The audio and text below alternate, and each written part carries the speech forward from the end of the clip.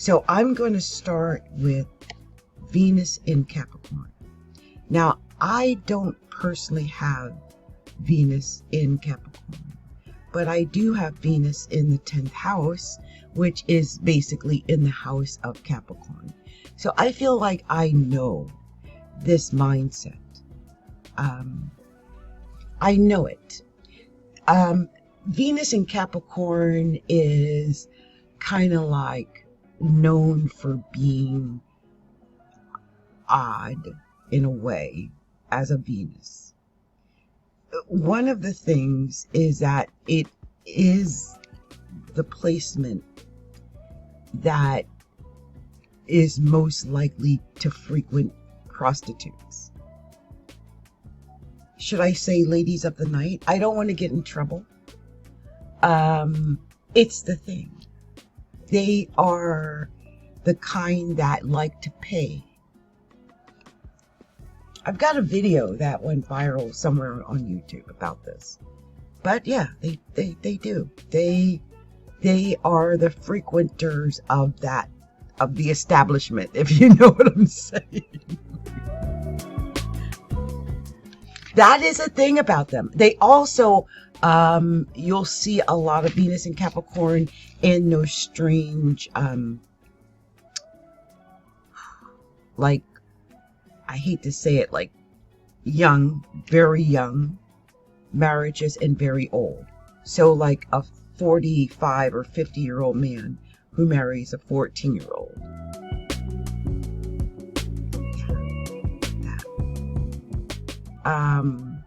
You also see it a lot when it's the waitress who marries the millionaire. That. For some reason, the millionaire wants to marry the waitress. I always say Pretty Woman was Venus in Capricorn. So yeah, he married he met up with the prostitute. He married, he ended up with her. That was Venus in Capricorn, 100%, 100%. That is what it's about. I mean, it's a pay me type of, it is a pay me type of placement. Okay. So you're dealing with that anyway. Because we're dealing with earth sign. Okay. We're dealing with reality here. They don't play. I mean, they're not childish.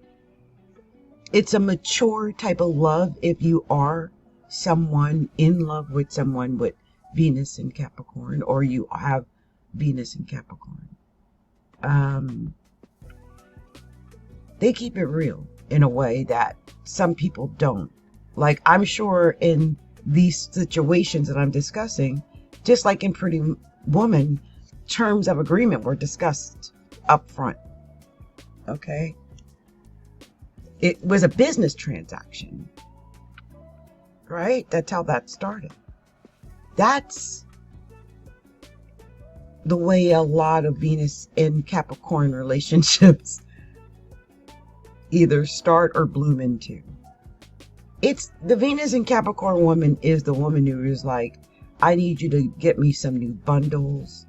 I need you to pay for my apartment. I need, they're the I needs. They might not even say it. It's just part of the deal.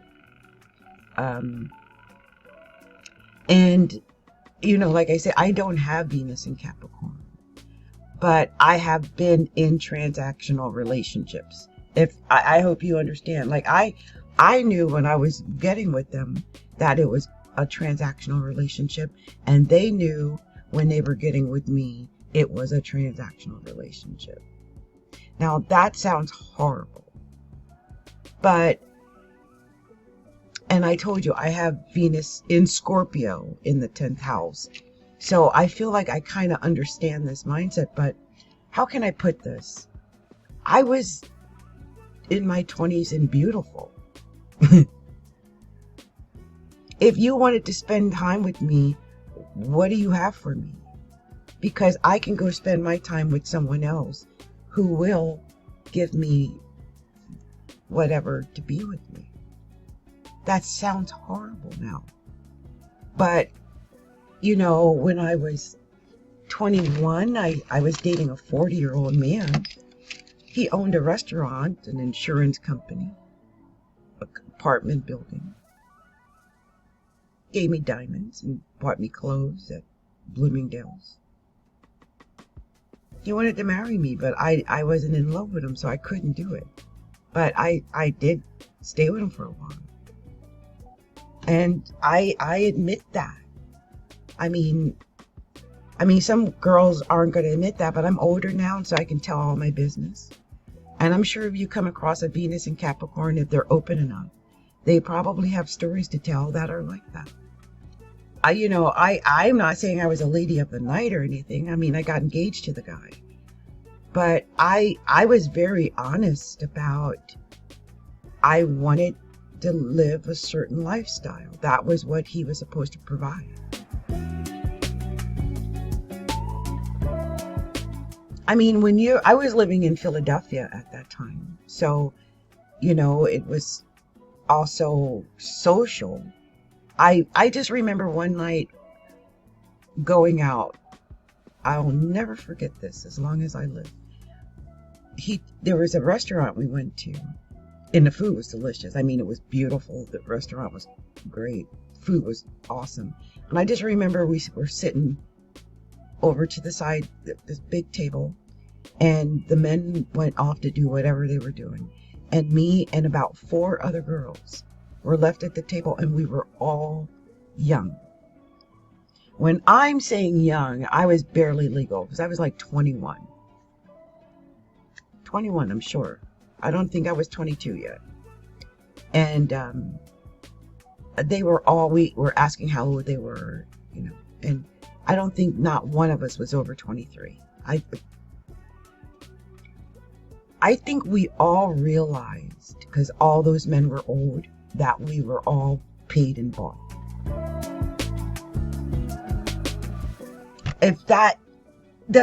I hope that makes sense. I think some of those girls might have been side chicks and they knew they were.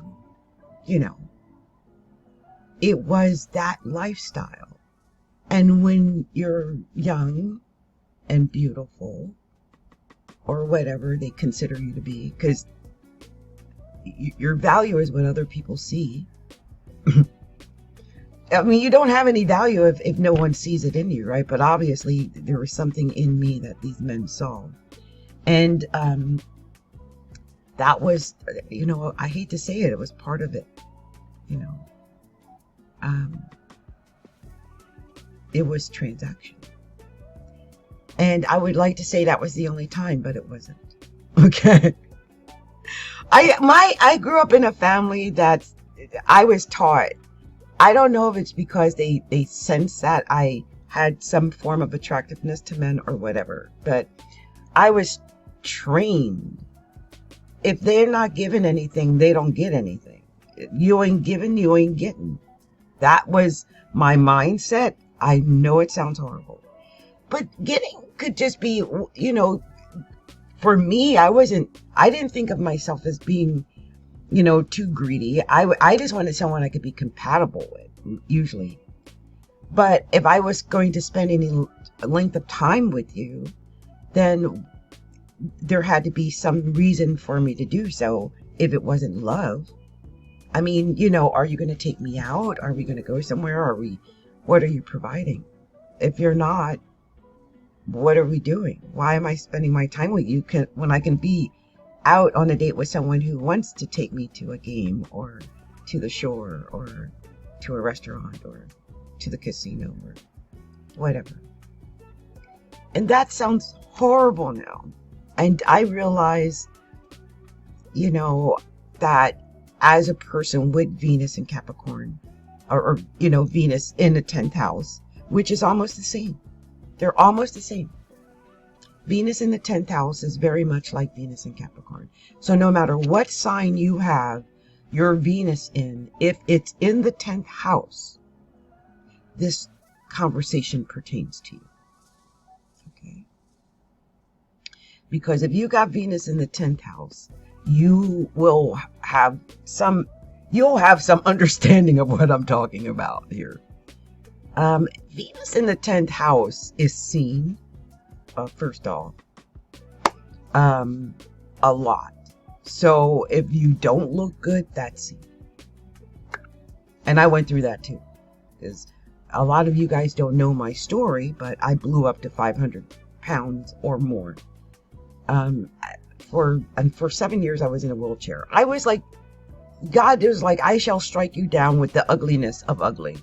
And I was ugly. I'm not going to lie and say, oh, I wasn't ugly. Oh, I'm ugly. I mean, in what everyone portrays as ugly. I was disabled or handicapped. I was in a wheelchair. I was over 500 pounds. Probably smelly because I peed on myself. To wear Depends. I took care of myself the best I could, but that was barely whatever I could do with my hair when your arms are the size of someone's waist. I know both sides of beauty and ugliness. And maybe that's really what the Venus is about, especially in the 10th house or in Capricorn anyway.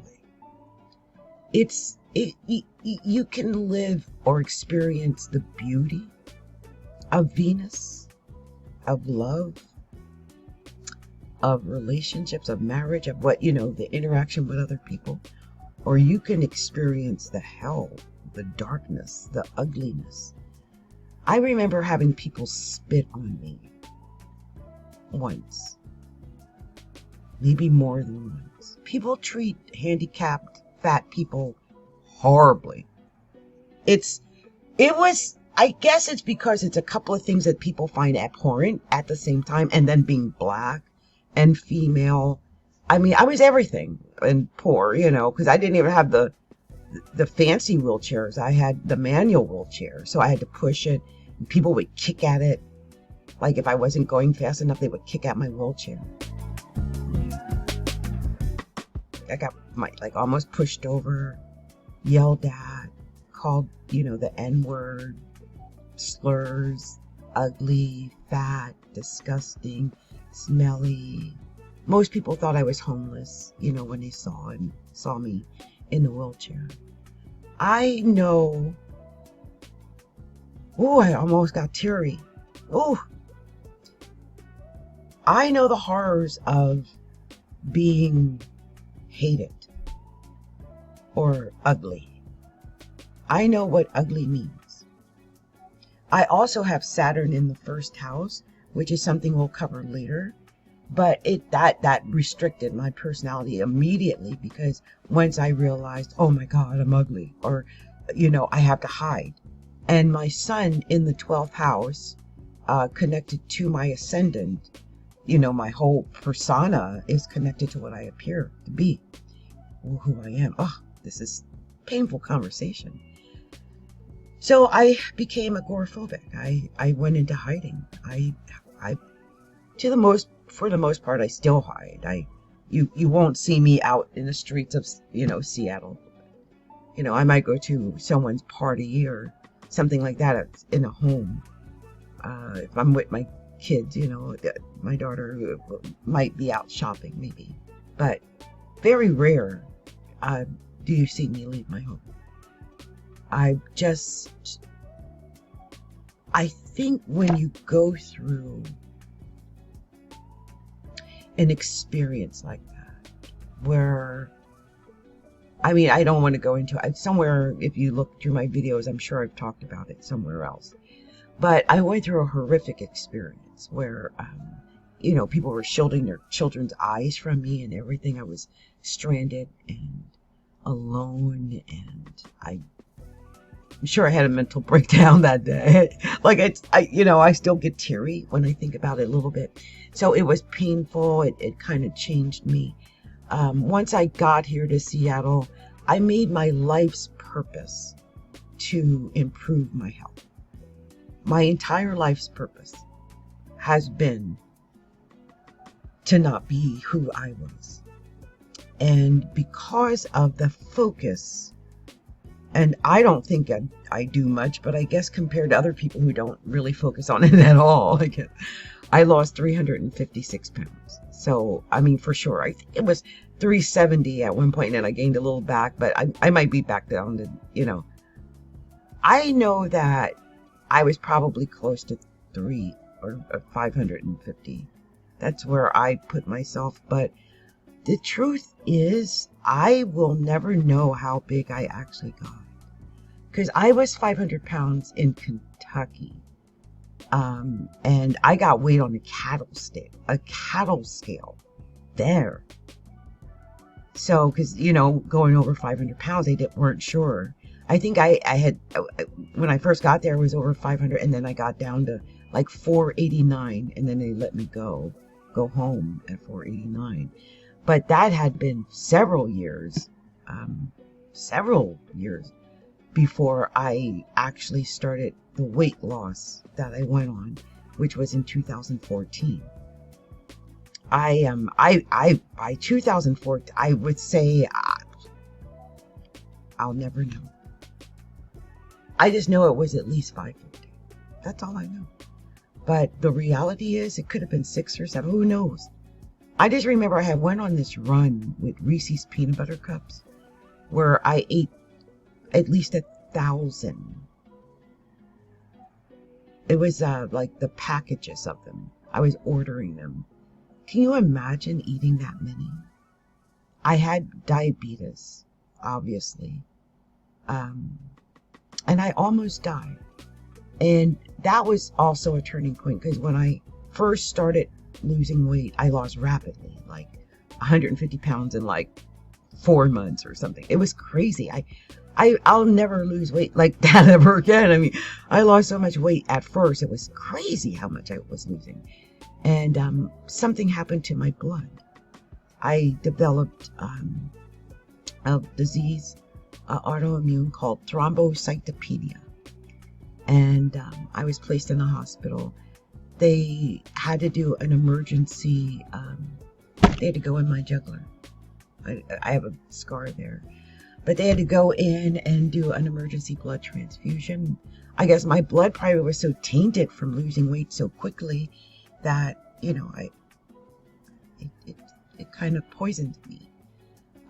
But after I had the blood transfusion, then I went to the cancer center for several years.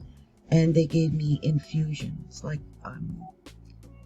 just infusions in my blood to help me stay alive, and my platelets and stuff. And I mean, the rest, as they say, is history. Recently I've been on Ozempic. That's how I lost the last of it. But it's been 10 years, and it's been my whole focus for life. It's just trying to stay alive and to be healthier. I look at myself now and I'm like, whoa, you look kind of thin, and it freaks me out sometimes. Like I can't believe it.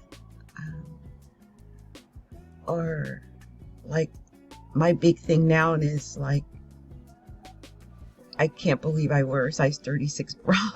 Like, that was always like a dream, like 36, 24, right? And so it's like that whole idea, like, whoa, I'm actually that 36, whatever. And that's freaking me out a little bit, because I never really had that.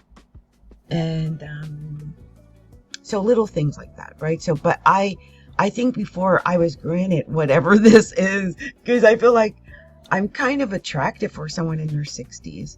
So whatever I was granted, I had to first go through whatever that hell was of pure and utter ugliness. Now, it could be because my Venus is in Scorpio. And so Pluto was purifying whatever that was there. But I think Venus in Capricorn, or Venus in the 10th house in general, really makes you look at the reality of beauty. Like, what is it really? What is beauty? What is it really? Because I feel like that there's a saying, what beauty is in the eye of the beholder. First of all, you've got to see the beauty in you, because until you can see it or find it in you, you're not going to be able to get it out of you to have people see the beauty that exists, right? Sometimes I see me and I'm like, whoa, where did that come from? Because I forget who I am today until I'll see myself on camera, or I'll see a video or an image and I'm like, oh, snap. Right? It's not perfect. I'm not saying I'm perfect. Oh no, I'm far from that. I'm saying I'm not that person that was who I was. Okay. And if you've got Venus in Capricorn, Venus in the 10th house, you may have experienced some of what I'm talking about, because this puts your Venus, especially if it's 10th house, right smack dab up where everybody in the world can see it. Everybody in the world can see whether or not you're attractive or not attractive. They're judging you on whether or not you are attractive or not attractive. I'm like messing with my hair because I know that somebody out there right now is judging me on how unkempt I look. And I'm always disheveled. I try not to be, but no matter what I do, I turn out disheveled. It's weird. But I know that. Okay. And if you have Venus in Capricorn or Venus in the 10th house, you need to know that too. Yeah, you're being judged. It's like, oh, don't judge me. Oh yeah, they're judging you. You got Venus in the 10th house. You got Venus in Capricorn. Yeah, you're being judged. Some of you, Venus in Capricorn, might actually use your beauty as your business. You might be influencers. You might be like, people who have YouTube channels yourself. Your beauty or your attractiveness or, persona, whatever, it may be your calling card. It may be what is your career, what is making you money. Like there was a saying when I was growing up, what, you think you're going to get by on your good looks? Yes. Hell to the yes. That's how I got by. Well, I'm supposed to look. No. How did I get over? How did I get by? How did I get to 62? On my good looks. And you can debate over whether you think they're good or not. But it got me a lot of partners and a lot of money. I mean, survival. A place to live, a bed to sleep in, food for my kid, someone to fix my car, whatever it was. Pay my rent or hotel.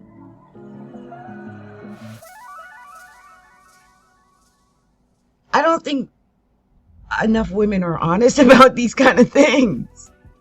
And I'm not saying I was helpless. I had a job. But, times are hard. I was a single parent.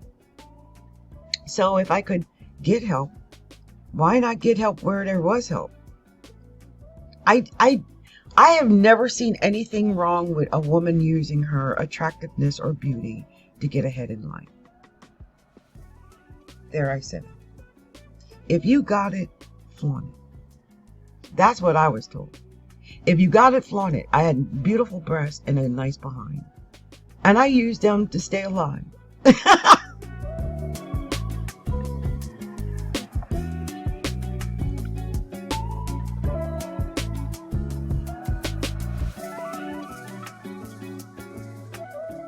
I mean, it is what it is, right? I think we're supposed to lie about those things. I'm not going to lie. I wasn't married 3 times for nothing. I picked the worst, though. I picked the ones that were draining me instead of the ones that were giving.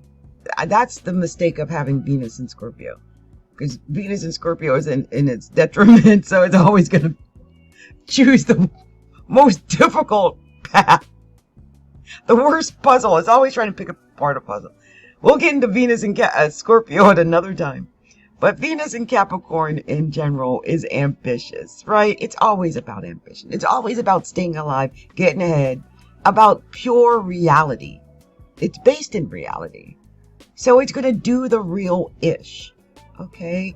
If that means you got to go stand on a corner to make money, Venus in Capricorn might just do that.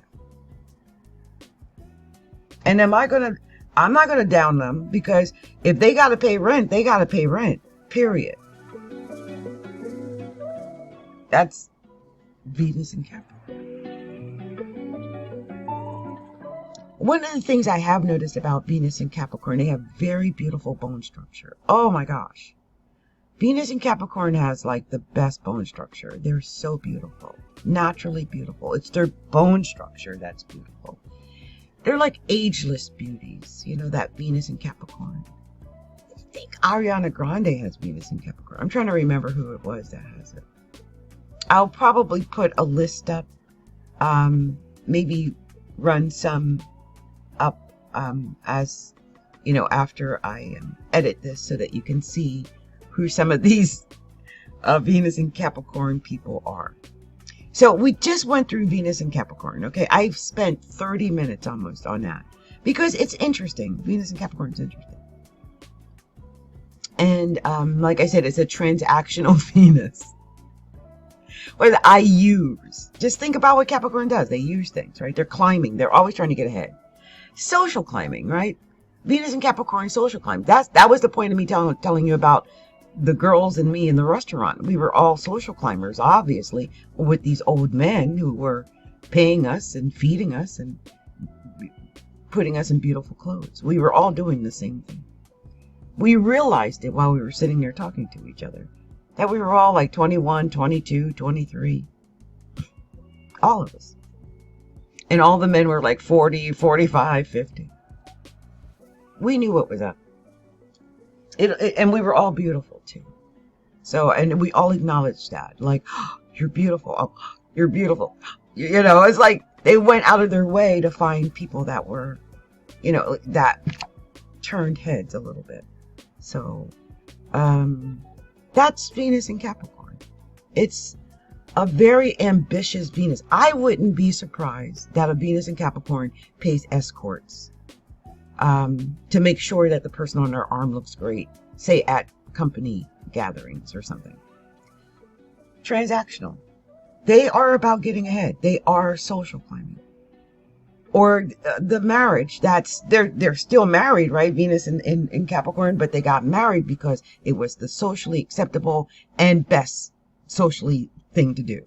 He gave you the biggest diamond, or had the most potential, or you're going to have the biggest house, or whatever it was a transactional type of love. And I hope you take time to investigate Venus in Capricorn and the transactional nature of Venus in Capricorn. It just seems to be part of the whole thing. Now, are Venus and Capricorn loyal once they get in a relationship? Yeah, usually. Once they get in it. But there might still be like affairs and prostitutes and stuff like that going on in the background. It's just something about it.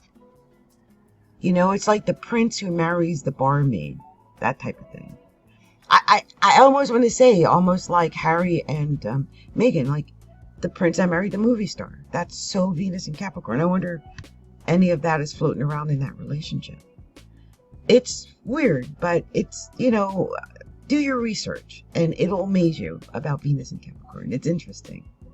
Anyway, I will come back because I realize I spent so much time that I want to talk about Pluto in the first house, but I want to really give it more attention.